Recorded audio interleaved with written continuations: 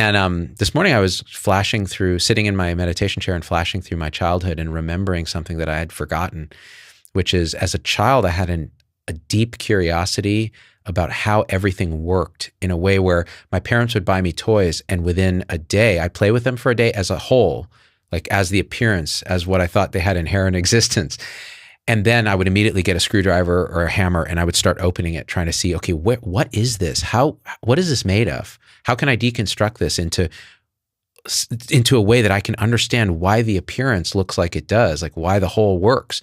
And I noticed that as I would take things apart, it started to make less and less sense as a whole. Like, wait, this is a transistor, but I didn't know when I was 5.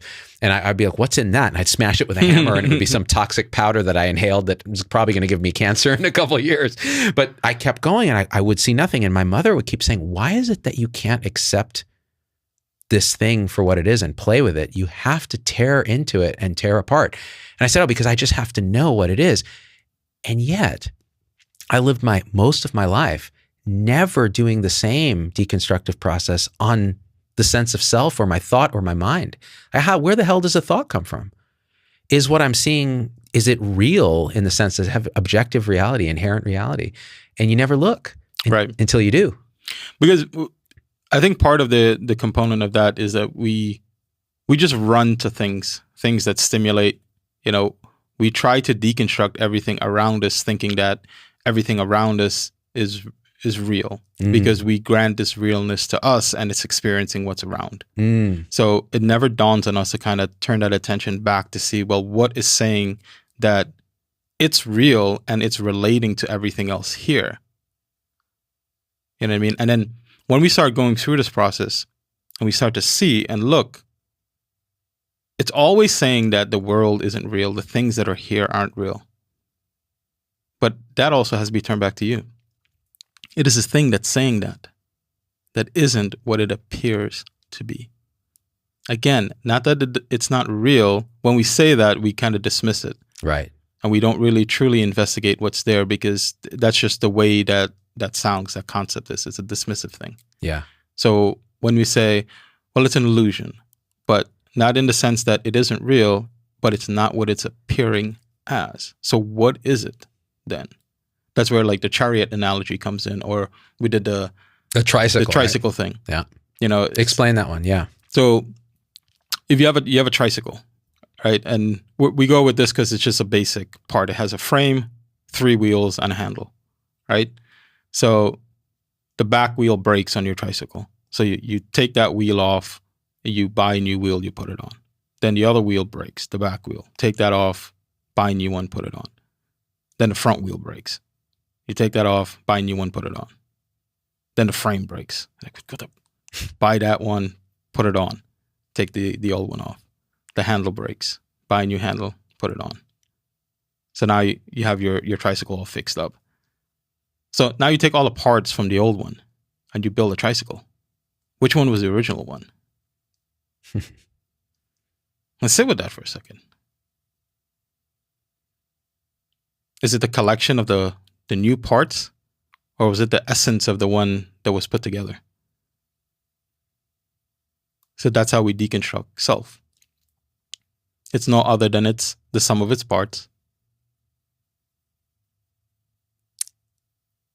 As an appearance, as a conceptual overlay, and the sum of its parts, that's where the deconstruction gets fun, because you're looking into what is it that I'm taking to be me.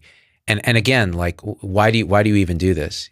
Well, this is the fundamental state of how we interact with what we think the world is, as a separate self that's solid in some way, that's moving through space and time and interacting with objects. And the suffering comes from the fact that self feels separate from everything that's happening and is pushing and pulling on everything that's happening, thinks it has agency and can do something about everything that's happening, and has a future and a past that it either regrets or worries about. And so, well, why don't we investigate what that is?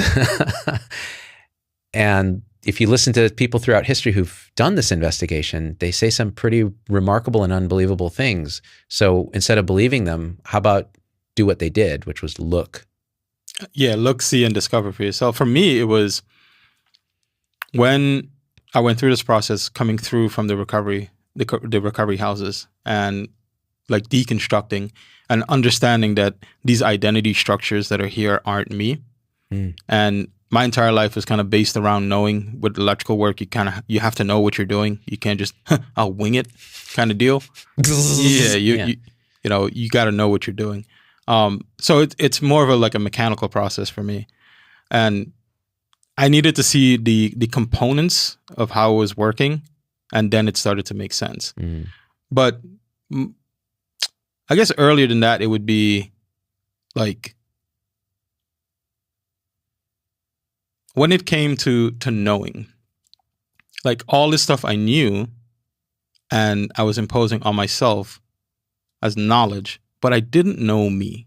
Like who am I outside of all these concepts? Who am I outside of being an electrician, being a dad, being a son, being a husband?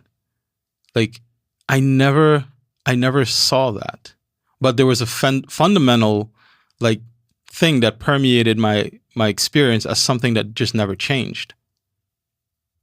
And it was a way that I experienced myself, but it was a doorway into look, because it was always here. It was always now. It was a pathway in. So I didn't place assumptions onto it. I just went in and I was just kind of curious. And what I found was what I found, just memories. And prior to the memories, there was something there before it, before the point of division, the point of separation. And I stayed there for a bit with my attention. And then knowledge-based is limited. Then the concept itself of me deconstructed, unraveled, the entire mind itself. All that remained was experience, this, disjointed, empty. Not dead, just empty of this limiting concept of me, but fully alive, visceral, radiant. Even all these concepts, can't describe it. But that's what happened when mind pressed against what it couldn't go beyond. Cessation, it ceased. That came by way of looking very deep in the recess of whatever it is I was calling my mind. Then there's this presence. How does that relate to day-to-day life? How's that seen? Those are the questions that started to come. So for me, it was, well, how was it formed in the day-to-day life? How was it formed in perception, in me seeing myself? It's through the sense perceptions themselves. So that's what started to get deconstructed at that point. Physical reality itself, how I perceived it. Because that's the only way I could find myself now. And that's also a way of seeing what's appearing and the nature of it, which is me, the identity structure itself, the overlay on physical form, on sense perceptions, and continue to break that process down. And that's the practice. Yeah. And there's there's a bunch of different ways to go about that, but we can point at some. You pointed at some, going back into memory and finding that first sort of point of memory where you're like, oh yeah, I remember this, and then okay, so what was before that? What was I right before that? And then seeing, and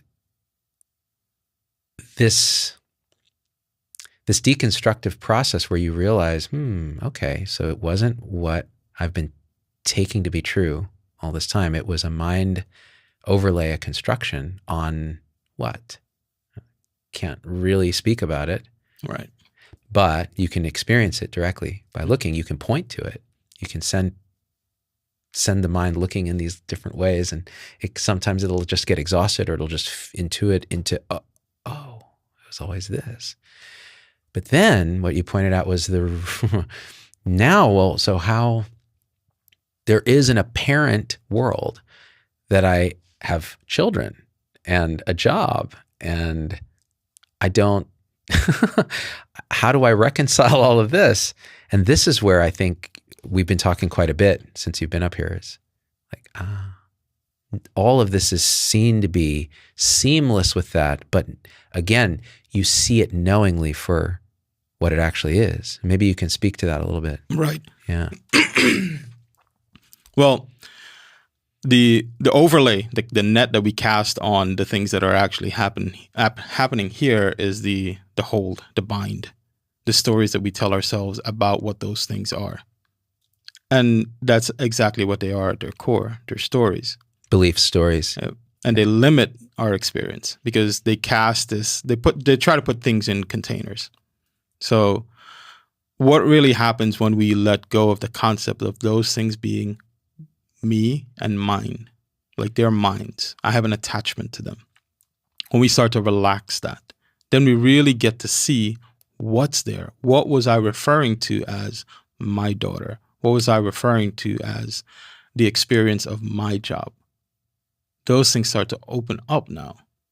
They're not limited to these concepts. The full visceral of experience, the vastness of experience becomes like your day-to-day mundane life. It's not something that you have to chase now. You realize and recognize it to always be this, has always been that. So what drags us away? All of our stories about what's going on. This is always apparent. This is always here. You always recognize it. You always know it. But you move past it to go with the stories of what you think you need to do. And in that, a projected world within your own mind comes to, in past, present, future, things I need to get, things I need to do. It's not saying that we can't plan for stuff. We can. But the attachment to the outcome of the plans isn't there. It's not that you don't have a daughter, but the attachment to it being yours, her being yours, that being my son, my child. That attachment to it is what goes. And then the full visceralness, it becomes alive after that because the concepts aren't. They have an energy to them, yes. What they're pointing for you to really look. Relax the concept of child, my child, when you're looking at your child. My daughter. Relax that concept of mind. And then you'll start to see the fullness of what the concept was pointing to. Never an issue with the concept. Just trying to show you. Look and really see. Don't attach and cling. Don't make it into something that it's not.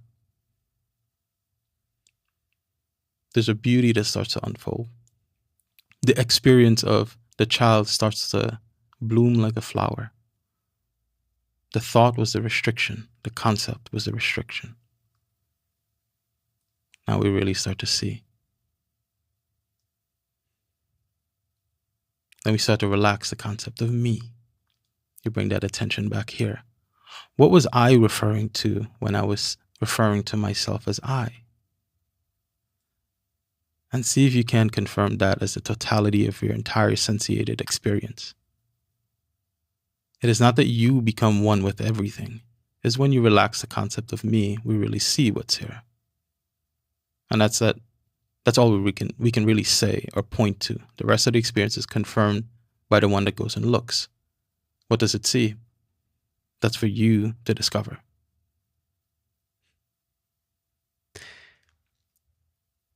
Beautiful. And this non-conceptual aliveness that is right in front of us, let's keep with the example of our children, say, our daughter. The mind reduces that infinite, unknowable radiance, like you said, that blooms into your experience when the mind relaxes. It reduces it to my daughter, and then and put a name on it, a label on it, even make the form solid. Mm-hmm. And it does that all instantly through eons of conditioning, and that's just how it is. And there's nothing wrong with that. That's another function of reality happening only now.